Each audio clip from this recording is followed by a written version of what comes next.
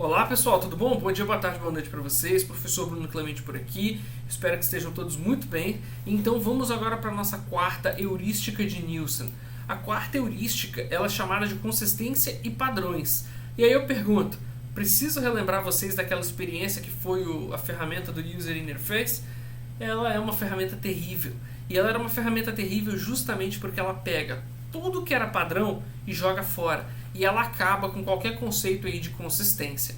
Tá? Então essa heurística ela está mais voltada em manter uma linguagem de forma consistente durante toda a interface, o que reduz a confusão porque nos dá familiaridade. Tá certo? É importante que o usuário entenda os termos, os ícones e os símbolos que estão na sua interface em todos os momentos. Isso aqui é muito importante para nós. Tá? Aqui vale lembrar que a adesão a padrões não fica limitado a padrões de mercado, mas os seus próprios padrões. Nunca utilize dois termos diferentes para uma mesma coisa. Crie uma identidade visual que é respeitada em toda a aplicação. Deixa eu explicar um pouquinho mais sobre esses conceitos. Aqui, quando a gente fala sobre padrões não limitados ao mercado, é porque, óbvio, se você hoje for criar um aplicativo de mensagens, muito provavelmente você vai trabalhar, ou melhor, um gerenciador de e-mails, muito provavelmente você vai usar ali um símbolo de uma carta, que é o que a gente hoje em dia associa ao e-mail. Tá? Isso é uma coisa comum.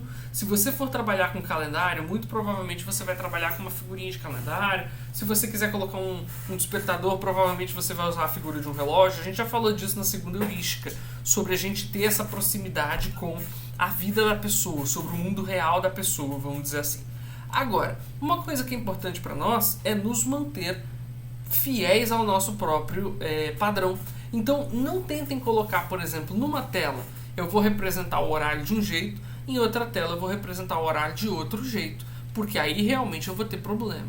Ou não tentem confundir, por exemplo, o horário do cronômetro com exatamente a mesma figura, porque isso pode causar confusão. Quer dizer, quando eu clicar nesse botão, eu vou ser levado para o cronômetro ou vou ser levado para o relógio? Não tenho certeza, estou em dúvida. O que eu fiz? Eu feri a quarta heurística de Nielsen e, por consequência, eu acabei, de certa forma, ferindo a segunda também. Então, se você quer tratar dessas ferramentas como algo separado, porque, veja bem, hoje em dia no Android, por exemplo, ou no iPhone, você tem isso junto. Mas então é por quê? Porque eu tenho um símbolo de relógio que me leva para o aplicativo relógio.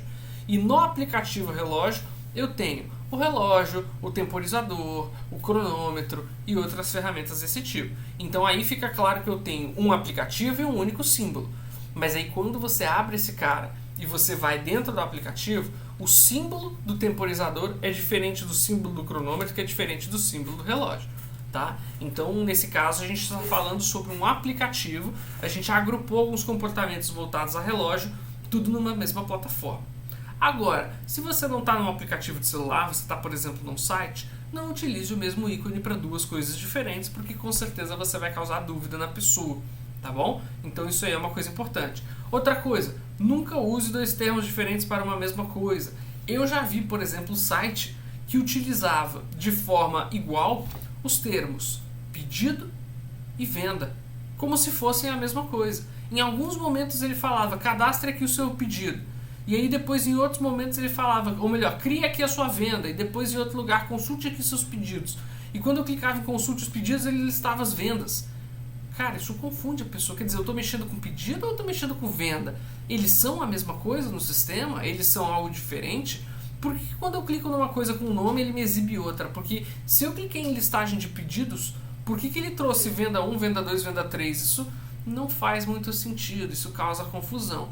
Então é muito importante que isso seja mantido. Se vocês têm um termo, se mantenham fiéis ao termo que vocês escolheram. Se é para dar como nome dessa venda pedido, se é pedido que vocês querem tratar, nunca você pode se referir a essa entidade do seu sistema com outra palavra que não seja pedido, senão você corre o risco de ferir a heurística e causar confusão, tá, gente? Aqui nós temos um outro bom exemplo, como eu mencionei antes, que é o Gmail. Lembram dessas figuras? Eu trouxe algumas a mais aqui para vocês, tá? Observem que isso aqui não é exclusivo do Gmail, mas isso aqui é consistente de todas as ferramentas Google. Então, se você entrar nos calendários, você vai observar que existem esses símbolos lá dentro. Se você entrar na ferramenta de contatos, vocês vão observar que esses símbolos existem lá dentro.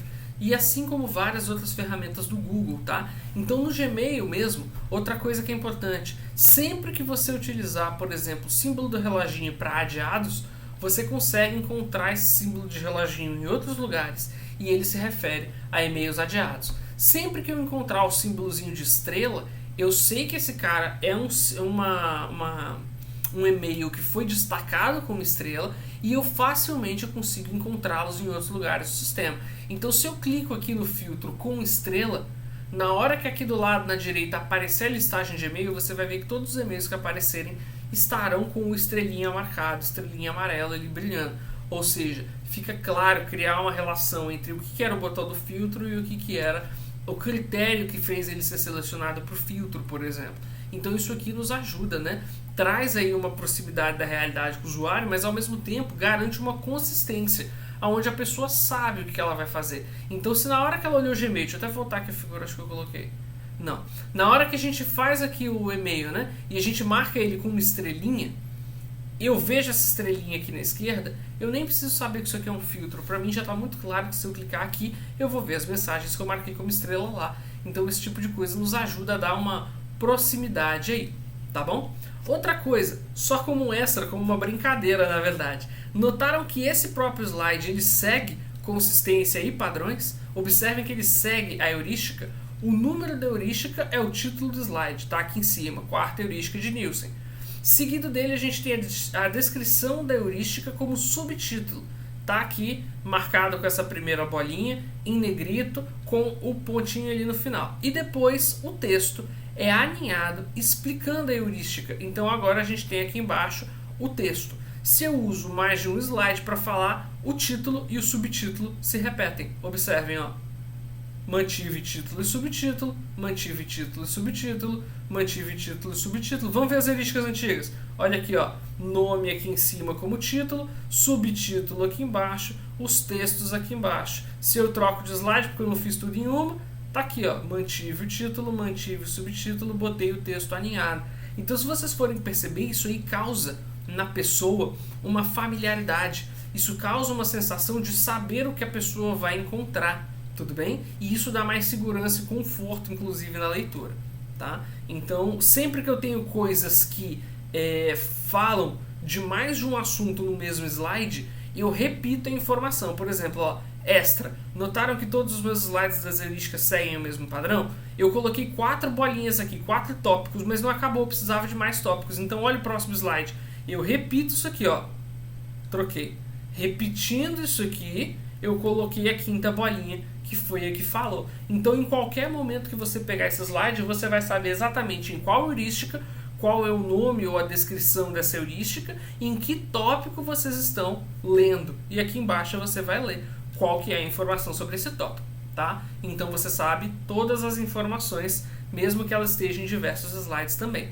Isso aí, então, são recursos que a gente utiliza, pessoal, para poder garantir a vocês um maior conforto e também consistência, porque uma coisa consistente é uma coisa cujo comportamento eu posso prever, é um padrão que eu posso acompanhar, e isso dá segurança e conforto para o nosso leitor ou para a pessoa que está interagindo com a nossa ferramenta, tá certo? Então espero que tenha ficado claro, qualquer dúvida não deixem de procurar e qualquer coisa a gente vai conversando, tá bom?